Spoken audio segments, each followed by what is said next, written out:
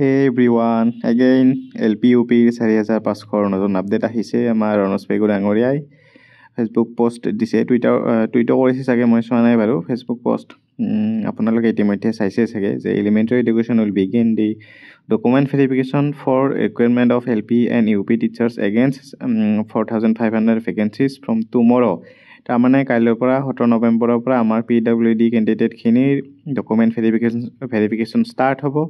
তাৰপিছত আমাৰ NCC আৰু কালচাৰেল চাৰ্টিফিকেট যাৰ আছে তেওঁলোকৰ ভেৰিফিকেশ্যন হ'ব আৰু তাৰপিছত নৰ্মেল আমাৰ ভেৰিফিকেশ্যন জেনেৰেল ভেৰিফিকেশ্যন ষ্টাৰ্ট হ'ব হ'ল। আৰু তাতকৈ ডাঙৰ নিউজটো কি দিছে আমাক ইয়াত the entire exercise is targeted for completion by the end of January. তাৰমানে জানুৱাৰী শেষৰ পিনে গোটেই প্ৰচেছটো কমপ্লিট হ'ব। মই অলপ অনুমান কৰিছিলোঁ আগৰ ভিডিঅ'বিলাকত চাবচোন। মই কৈছিলোঁ যে এপইণ্টমেণ্ট হয়তো বিহুৰ আগত নাইবা বিহুৰ পিছত দিব পাৰে। বিহুৰ পিছত অলপ মই আগতে কৈছিলোঁ অলপ লেটকৈ ক'লে কি ফেব্ৰুৱাৰীত আমাৰ প্ৰচেছটো কমপ্লিট কৰা কথা হৈছে। এতিয়া ফেব্ৰুৱাৰীৰ কিমানত কমপ্লিট কৰিব বুলি ভাবে আপোনালোকে?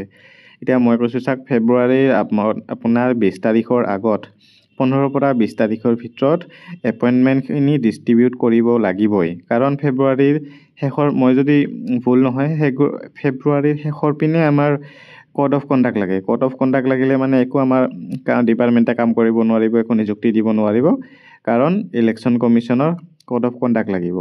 গতিকে ফেব্ৰুৱাৰীৰ মাজভাগতে খুব সম্ভৱ আপোনালোকে এপইণ্টমেণ্টখিনি পাই যাব। আৰু খবৰটো পাইছে চাগে 42,000 এপ্লাই হৈছে বোলে ইতিমধ্যে।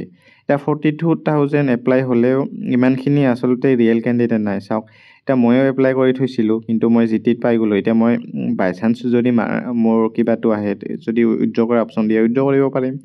আৰু অভিয়াছলি মই একো ডকুমেণ্ট ভেৰিফিকেশ্যন নাযাওঁ, একো ক'তো নাযাওঁ। তেনেকৈ বহুত আছে মোৰ লগৰ তেনেকুৱা কৰি থৈছে, তথবা 5,500 বহুত পাই গৈছে।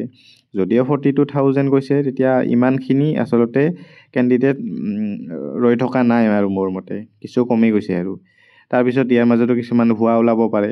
গতিকে সেইটো আমাৰ অলপ ভয় খাইছিলোঁ যেনিবা যে 42,000 বুলি আছে। আপোনালোকক বুজি পাইছোঁ, সেইটো অভিয়াছলি আমাৰ আচৰিত হ'ব লগাই, কিন্তু এটা পজিটিভ মাইণ্ড এতিয়া ৰাখিব লাগিব, উপায় নাই। আৰু কিবা কেছ হ'ব পাৰে নেকি, ইয়াৰ বিষয়ে মই আগতে আলোচনা কৰিছিলোঁ।